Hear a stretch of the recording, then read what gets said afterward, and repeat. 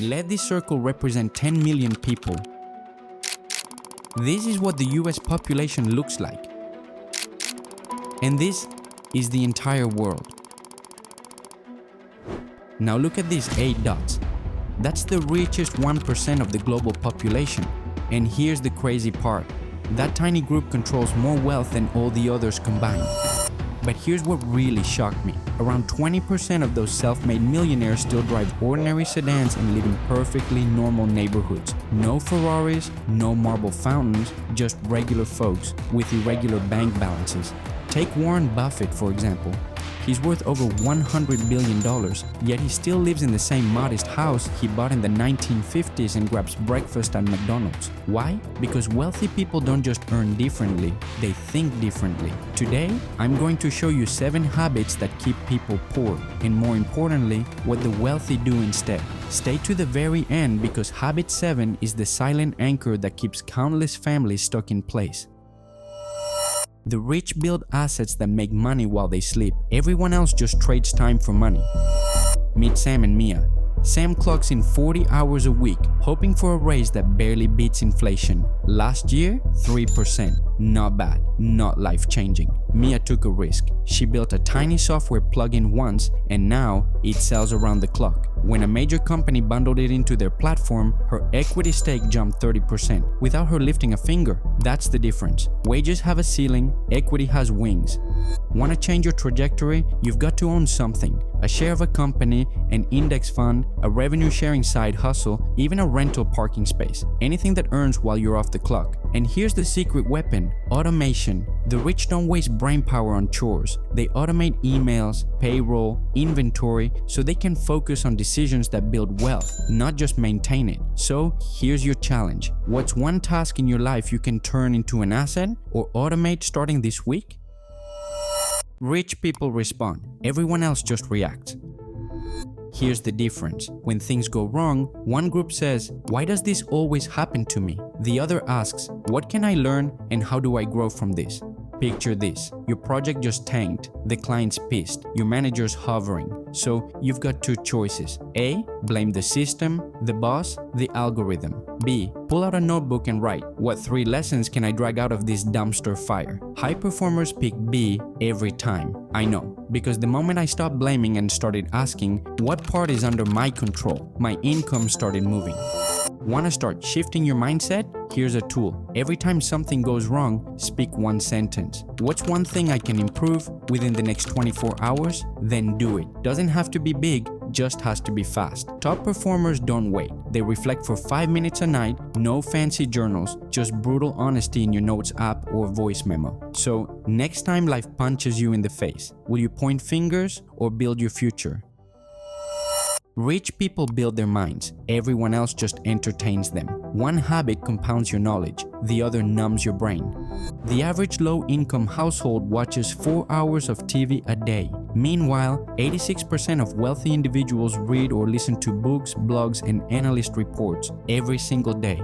I used to stay up late watching sci-fi series. I swapped 1 episode for 1 podcast, and that small change sparked the idea that became this very channel. People think self-education takes hours. It doesn't. It takes intention. Try this tonight. Trade just 30 minutes of glowing screens for glowing ideas. 1 podcast, 1 audiobook, 1 chapter. Let wisdom whisper in while everyone else is scrolling. Here's what wealthy people know. They run a mobile university. The morning commute? Finance 101. The gym? Negotiation class. Doing dishes? Language immersion? Every idle minute is a private masterclass. So ask yourself, is your free time building your future or just filling your day? Rich people budget and track every dollar. Everyone else just spends on impulse. Ever head to the store for toothpaste and return with a cart of "I deserve it" toys? 22% of Americans admit impulse buys wreck their budget. 70% of wealthy households use zero-based spending plans. Grab your phone right now and scroll to your last impulse purchase. Was it worth the hours you traded for it? Try this. For 1 week, track every dollar. Morning coffee, late night takeout, log it all. You'll be shocked where your money leaks, but also empowered to plug the holes. Effective budgeting doesn't have to be complicated or restrictive. A highly recommended straightforward budgeting method is the 50-30-20 rule. It's practical, easy to follow, and proven effective. For instance, let's say your monthly income is $3,000. Allocate 50% to essentials like housing, groceries, utilities, and transportation. Allocate 30% to discretionary spending, such as dining out, entertainment, or hobbies. Allocate 20% directly to savings and investments, ensuring your financial stability and future growth. Following this simple rule will help you quickly build a solid financial foundation, making financial freedom significantly more attainable. Is your money working for you, or is it sneaking away without permission? Rich people use good debt to leverage growth. Everyone else just carries high-interest credit card debt.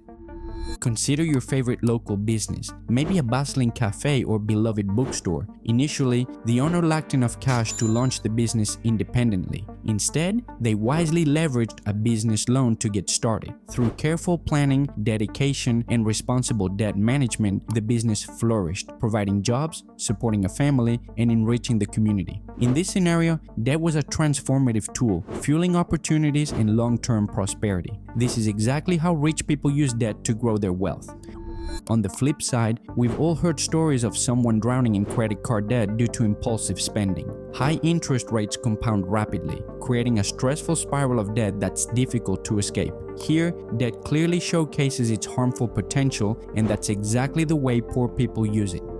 The critical lesson: debt isn't universally good or bad. Its true value depends entirely on how it's managed and applied in your financial life. Is your debt building your future, or is it burying it? Rich people invest, everyone else only saves.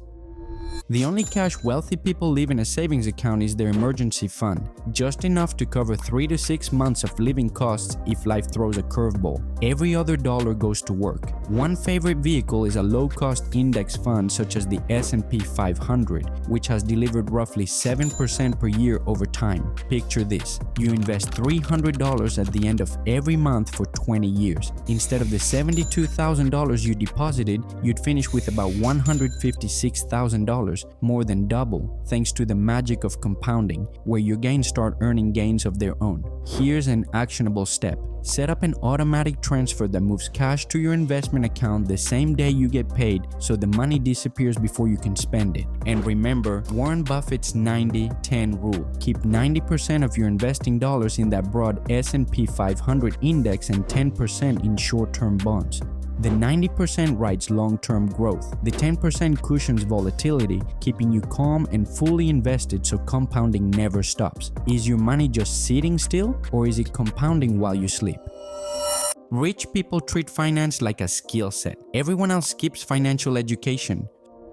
School ends, learning doesn't. Wealthy people know that money isn't just earned, it's learned. That's why they devour books, attend workshops, and surround themselves with people who push them forward. Want to level up fast?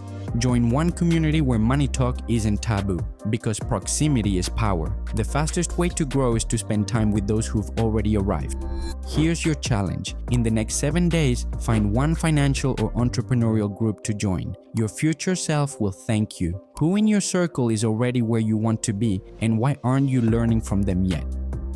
If you found this valuable, hit that like button and subscribe. It helps the channel grow.